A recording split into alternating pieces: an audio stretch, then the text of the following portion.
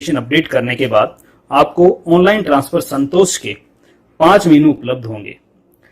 पहला hardship score, दूसरा eligible unit establishment, तीसरा इनएलिजिबल यूनिट एस्टेब्लिशमेंट, चौथा रिकॉर्ड चॉइस, पांचवा view revise choice. Hardship score पे क्लिक करके आप अपना हार्डशिप स्कोर देख सकते हैं।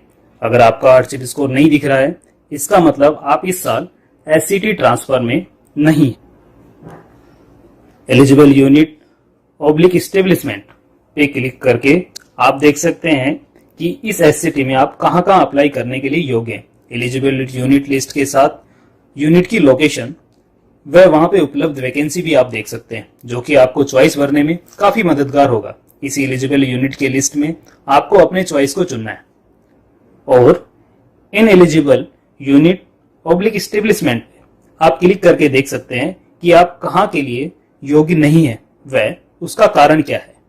इसके बाद हम बात करते हैं इस वर्ष के एससीटी में अगर आपका ट्रांसफर डे है तो आप चॉइस कैसे भर सकते हैं। चॉइस भरने के लिए आप क्लिक करेंगे रिकॉर्ड चॉइस पर। इस पर क्लिक करने के बाद आपको 3 मेनू उपलब्ध होते हैं, summer change general, summer change special, summer change retention. General choice सभी को भरना जरूरी है। आइए अब हम बात करते हैं समर चेंज जनरल चॉइस भरने की। जैसे ही आप समर चेंज जनरल पर क्लिक करते हैं, आपको दिखाई देगा एलिजिबल कैटेगरी, उसमें कितने यूनिट उपलब्ध हैं और आपको मैक्सिमम कितनी चॉइस हर कैटेगरी में भर सकते हैं। हर कैटेगरी के यूनिट में से जिस यूनिट को आप सेलेक्ट करना चाहते हैं उस पर क्लिक करें। सेलेक्ट होते ही उसका रंग बदल जाएगा व एक टिक मार्क लग जाएगा। एक एक करके आप अपनी कैटेगरी के यूनिट को सेलेक्ट करें। जब स्क्रीन पर मैसेज आ जाएगा मैक्सिमम सिलेक्शन लिमिट रीच, तो आप समझ लें कि इस कैटेगरी में इससे ज्यादा यूनिट आप नहीं सेलेक्ट कर सकते। अगर आपको यूनिट चेंज करना है तो जिसको हटाना है उस पर दोबारा क्लिक करें, वह हट जाएगा। जिसको जोड़ना है उस पर क्लिक करें और उस पर लाल टिक मार्क लग जाएगा। यूनिट को चुनते समय वहां पर उपलब्ध वैकेंसी और रैंक, जो कि हार्डशिप स्कोर के आधार पर निकाला गया है, को जरूर देखें। आपका रैंक जितना कम होगा वह यूनिट मिलने की संभावना उतनी ही ज्यादा होगी। दूसरे कैटेगरी के यूनिट पर जाने के लिए सबसे नीचे जाकर नेक्स्ट का बटन दबाएं। अब आपको अगली कैटेगरी के एलिजिबल यूनिट नजर आएंगे। यहां पर भी आप अपने पसंदीदा यूनिट को चुनें। जब मैक्सिमम सिलेक्शन लिमिट रीच्ड का मैसेज आ जाए तो नीचे जाकर नेक्स्ट पर क्लिक करें। इसी प्रकार हर कैटेगरी में आप अपने पसंदीदा यूनिट का चुनाव करें।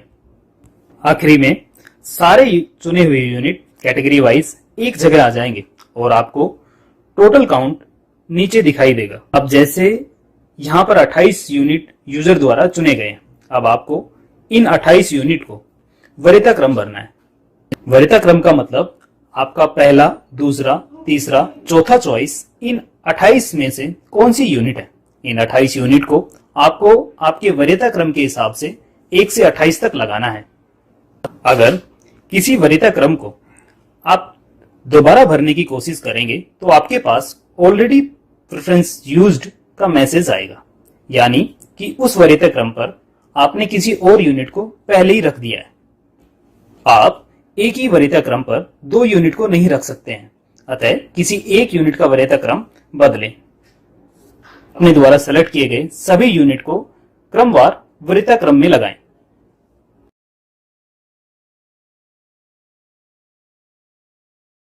उसके बाद सबमिट को क्लिक करें, जिससे कि आपकी चॉइस संतोष एप्लीकेशन में सबमिट हो जाएंगी। चुनी हुई यूनिट में अपनी नवीनतम रैंक जांच करने के लिए व्यू ऑब्लिक रिवाइज चॉइस पर क्लिक करें।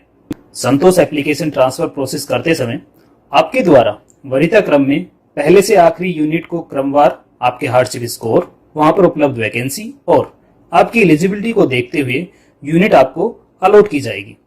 यह ध्यान रहे कि यदि अन्य कर्मी उसी इकाई के लिए आवेदन करते हैं, उनका हार्डशिप स्कोर आपसे अधिक या कम है तो आपकी रैंक बदल सकती है। यदि आप चुनी हुई यूनिट को बदलना चाहते हैं तो कृपया एडिट बटन पर क्लिक करें यूनिट को चुनने और वरीयता देने की प्रक्रिया को दोबारा दोहराएं।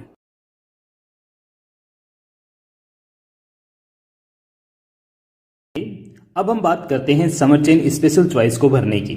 समर चेन स्पेशल चॉइस को भरने से पहले आपको समर चेन जनरल चॉइस को भरना अनिवार्य है। समर चेन जनरल चॉइस भरने के उपरांत जैसे ही आप समर चेन स्पेशल श्रेणी का चयन करेंगे, आपको एक नोट दिखाई देगा कि आप समर चेन स्पेशल या समर चेन एक्सटेंशन में से किसी एक ही श्रेणी का चयन कर सकते हैं। समर चेन स्पेशल चॉइस में आप बढ़ेंगे तो आपको एक्सेप्शन टाइप प्रदर्शित हो जाएंगे। इनमें से आप सही एक्सेप्शन का चयन करें। चयन के उपरांत आपको एक उप श्रेणी प्रदर्शित होगी। पुनः उप श्रेणी का चयन करें। उप श्रेणी का चयन करने के उपरांत प्रासंगिक दस्तावेज प्रकार का चयन करें। इसके पश्चात सेलेक्ट योर फाइल पर क्लिक करें तथा प्रासंगिक दस्तावेज को पीडीएफ प्रारूप में जिसका आकार 250 KB से ज्यादा ना हो अपलोड करें। इसके बाद नेक्स्ट क्लिक करें, जिसके उपरांत आपको सीआरपीएफ के सारे प्रतिष्ठान क्लस्टर के तौर पर दिखाई देंगे। सभी क्लस्टर में आप किसी भी एक क्लस्टर के प्रतिष्ठानों में से 2 एवं सारे प्रतिष्ठानों में से 10 प्रतिष्ठान का चयन कर सकते हैं। जैसे ही आप प्रतिष्ठानों को चुनेंगे, उनके सामने रेड टिक लग जाएगा। कुल 10 प्रतिष्ठान का चयन करने के उपरांत सबमिट बटन पर क्लिक करें, जिसके उपरांत आपकी विशेष चॉइस सबमिट हो जाएगी।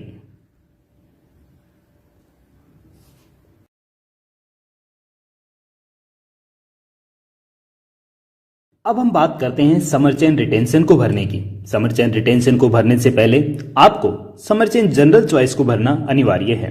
समर चेन जनरल चॉइस को भरने के उपरांत जैसे ही आप समर चेन रिटेंशन श्रेणी का चयन करेंगे, आपको एक नोट दिखाई देगा कि आप समर चेन स्पेशल या समर चेन रिटेंशन में से किसी एक ही श्रेणी का चयन कर सकते हैं। समर चेन रिटेंशन में आप बढ़ेंगे तो आपको एक ड्रॉप डाउन मेनू में रिटेंशन के विभिन्न प्रकार मिलते हैं।